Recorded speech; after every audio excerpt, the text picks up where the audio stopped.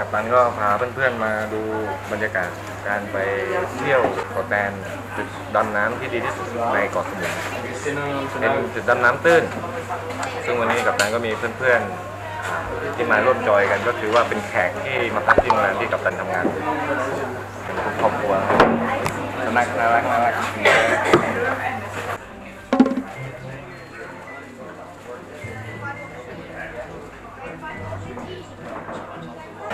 เราจะลงเรือกันแล้วนะครับก็ตามกันไปเลยครับผม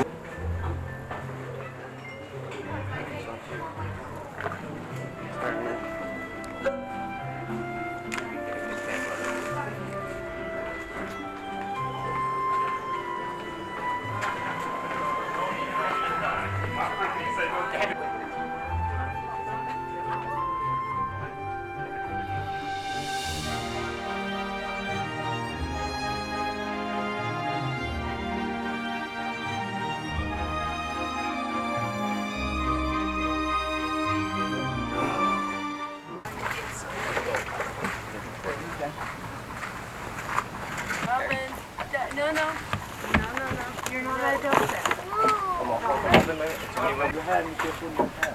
Yeah, you have to keep your hand on the inside. มุมไทย Trouble with me, and we're going to be back up in that. รองเท้าเลยไม่ต้องใส่เดี๋ยวเราจะพาไปดำน้ำดูปลา Everyone okay? Yeah, thanks, George. โอเคครับ วันนี้เรือก็กำลังจะออกจากท่าจับ What's your name? What's your name? Steven. Steven? Stephen? I Yeah. am Park. Back. Yes. Bach? P-A-R-K? Oh, Pack. Yes, Park. Like a garden Pack. Yeah, okay. Hi, Pat. My name's Robin. This is Robin. Robin. He very shy Yeah. So hot. Robin's very shy.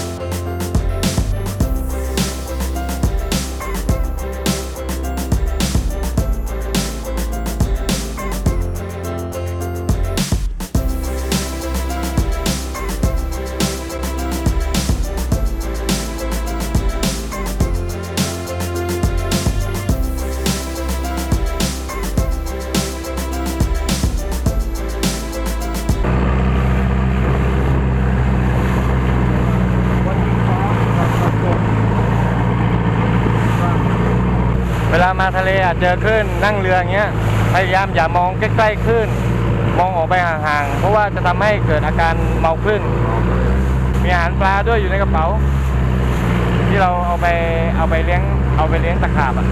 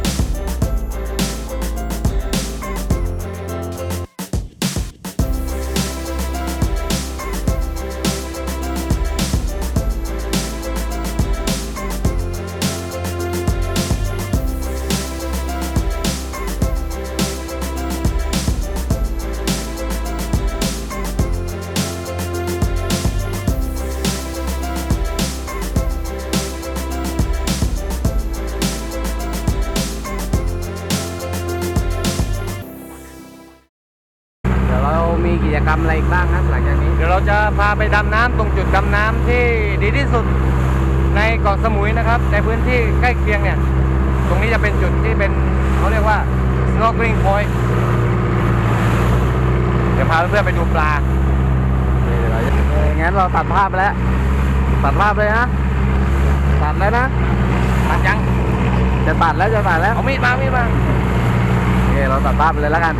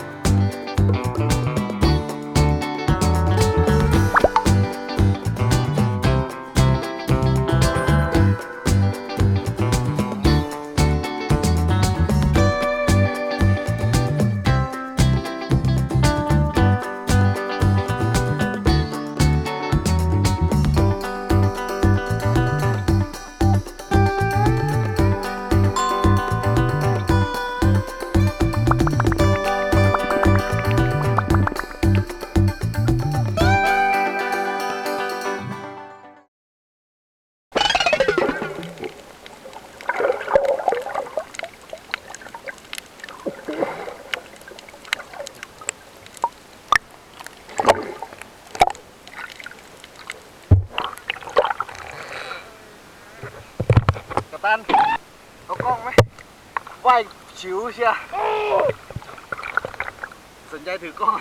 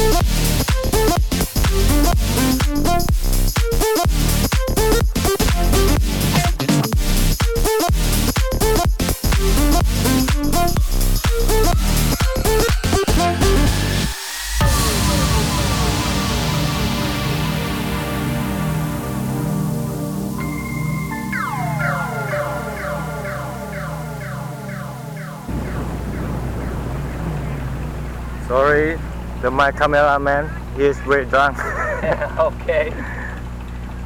wow ayo